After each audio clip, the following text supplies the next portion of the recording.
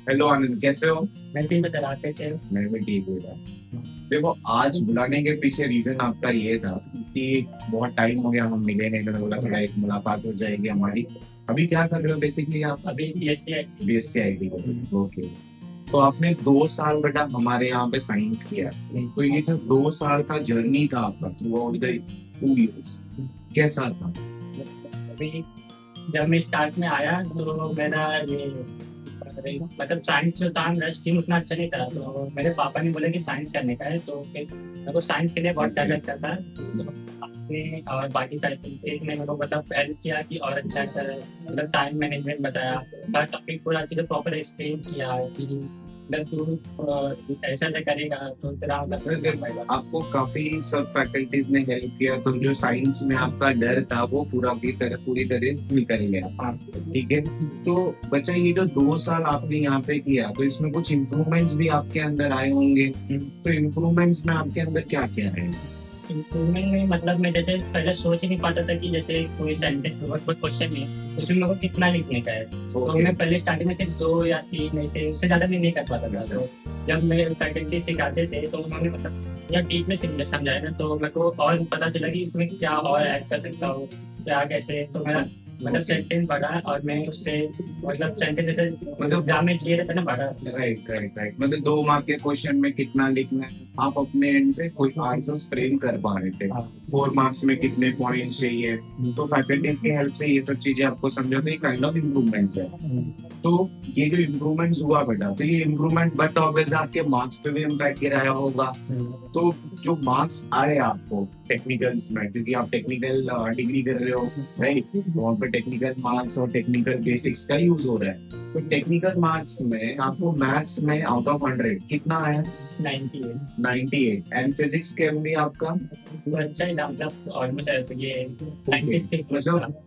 मतलब ओवरऑल आपका जो था वो फिजिक्स केमिस्ट्री मैथ्स में 90s के आसपास आप पहुंचे थे, मैथ्स में 98 स्कोर किए। तो 98 जो आपका स्कोर है, आई गेस कॉलेज में ये आपका कौन सा कॉलेज था आपका? रत्नम। रत्नम। तो 98 जो आपने स्कोर किया ये रत्नम में, आई गेस मैथमेटिक्स में आप फर्स्ट रैंक पर होंगे। फर्स्ट या सेकेंड है आप? बट सेकेंड था। सेकेंड। फर्स्ट वालों को 99 आया, बट स्टिल सेकेंड आप आया, बहुत अच्छी बात है बेटा। That is very nice. Anant, PCM का तो आपने बताया, मतलब आपने सब्जेक्ट्स में कितने स्कोर किए थे, उसी के बेस पे आपने शायद एंट्रेंस एग्जाम भी दिया था। मैंने आपको सिखाया था Maharashtra common entrance test, right, MSCT. तो उसमें भी जो टेक्निकल आपने दिया, पीसीएम में कितना स्कोर किया बेटा आपने? पीसीएल में 97 point something, almost around 98। Okay. और आपने पीसीबी भी साथ में दिया था, yes. Just for a try, right? Yes. तो 9 पीसीबी में भी कितना स्कोर किया आपने? उसमें 95 पॉइंट समथिंग आया था, वो इतना प्रॉपर याद नहीं पहले ओके। टाइम। ओके। मतलब आपने पीसीएम में 98 के अप्रोक्स स्कोर किया है एंड पीसीबी में अप्रोक्स 96 के परसेंटेज स्कोर किया है। That is very nice and very nice.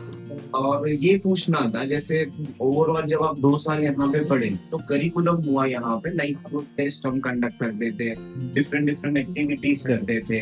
तो वो जो एक्टिविटीज करते थे, टेस्ट कंडक्ट करते थे, इससे कुछ आपकी पर्सनालिटी को हेल्प मिला डेवलपमेंट के लिए? इसलिए मतलब अभी जो एग्जाम रहेगा उसमें हम लोग को क्वेश्चन किस टाइप से कैसे पूछ सकते हैं वो सब हम लोग को नहीं पता। तो आप और फैकल्टी जो क्वेश्चन आप अरेंज कराते थे, तो वो हम लोग को अलग अलग डिफरेंट टाइप के क्वेश्चन रहते थे, जो मतलब हम लोग को जो हम लोग गाइड यूज करते हैं सब उसमें नहीं होते, उसमें भी अलग अलग से क्वेश्चन देते थे। तो हमें जो एक्स्ट्रा क्वेश्चन देते थे हाँ। बच्चे, चैलेंजिंग क्वेश्चन देते थे हम लोग, तो सो दैट आप लोगों का जो थिंकिंग लेवल है वो बदले।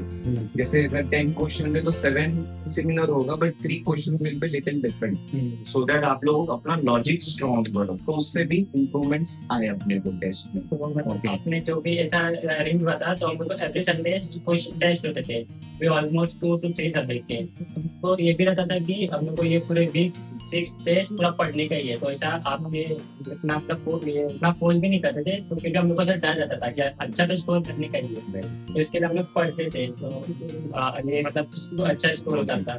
तो ये तो करिकुलम में इसके वजह से आपको हेल्प मिला। यहाँ पे जो स्टाफ आपको सिखाते तो उनके टीचिंग टेक्निक कैसे लगे आपको?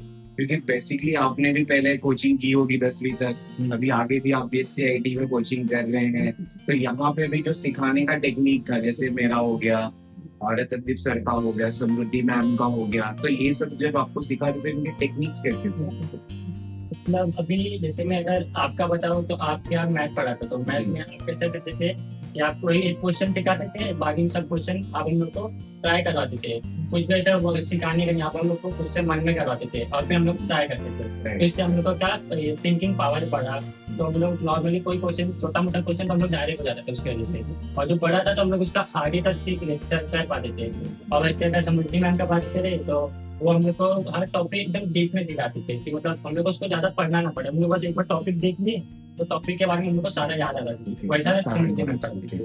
और दैट्स वो मतलब ये जैसे एक टॉपिक ले लिए तो वो टॉपिक को अगर मतलब जैसे केमिकल का एक इक्वेशन हो गया तो वो टॉपिक पे किस किस टाइप से केमिकल के इक्वेशन पूछ सकते हैं, कैसा क्वेश्चन देगा और उसमें क्या केमिकल यूज हो रहा है, वो किस लिए यूज हो रहा है, वो सारा बात बताते थे। तो उससे हम लोग का मतलब केमिकल में जो केमिस्ट्री का था तो हम लोग को केमिस्ट्री में नॉर्मल एक इक्वेशन लिखते थे और कहाँ पे क्या लगेगा वो हम लोग को डायरेक्ट याद आ जाता था। तो उनका अच्छा था। मतलब आई कैन से यहाँ पे जो सिखाया गया आपके बेसिक्स पे काम किए, बेसिक्स को इम्प्रूव किया गया। And, जो क्वेश्चंस देते थे एंड तुम लोग से ट्राई करवाते थे, उसके पीछे का रीजंस बेटा क्या होता है? जब भी हम आप लोगों को क्वेश्चन देते सॉल्व करने के लिए, तो आप लोग अपना दिमाग का लॉजिक यूज करते हो। अब वो लॉजिक राइट है या रॉन्ग है आपको मालूम नहीं है। आप राइट के तो अच्छी बात है, बट जब आप रॉन्ग करते हो तो फिर उस रॉन्ग को पर्टिकुलरली जो मैं हूँ, मेरे स्टाफ है, वो पकड़ता है। तो उस रॉन्ग को हम लोग क्या करते हैं, ये रॉन्ग आपका थॉट गलत है, ऐसे सोचना चाहिए, वैसे सोचना चाहिए। तो जो थॉट है वो धीरे धीरे हम लोग चेंज करते हैं एंड वो चेंजेस करते करते ही आप लोगों का सब सब्जेक्ट जो है वो अच्छा हो जाता है। तो बेसिकली जो टेक्निक्स था वो हम लोग ये यूज करते थे, जो आपने काफी अच्छे तरीके से इस टेक्निक को अडाप्ट किया। तो ये काफी अच्छा मतलब जर्नी था, एट लास्ट बोल सकते हैं, इम्प्रूवमेंट्स में काफी अच्छा रहा था, राइट। एंड ये पूछना था लास्ट क्वेश्चन जो रहेगा, बेसिकली सब व्यूअर्स के लिए ये लास्ट क्वेश्चन रहता ही है, सब कुछ जानना रहता है, आप प्राइम इंस्टीट्यूट क्यों रिफर करेंगे दूसरे को? दूसरे को जैसे अब कोई अगर मतलब है जिसको मैथ या बायो इसमें कोई भी अगर वीक है तो इसमें अगर आने पे ना यहाँ पर हम लोग अलग से स्टडी करवाते हैं। सेल्फ स्टडी की इधर अलग से रूम है, उनको अलग से टाइम एक्स्ट्रा टाइम बुलाते हैं और उसमें मतलब पूरा बेसिक उसको क्लियर कराते हैं। तो इसके लिए मैं सजेस्ट करूंगा कि आप लोग आए, आप उन पे मतलब जो भी उनका जो मतलब वीक पॉइंट है उसका वर्क करा लो तो हो जाएगा, उनका इम्प्रूवमेंट हो जाएगा। Thank you, thank you so much for your time.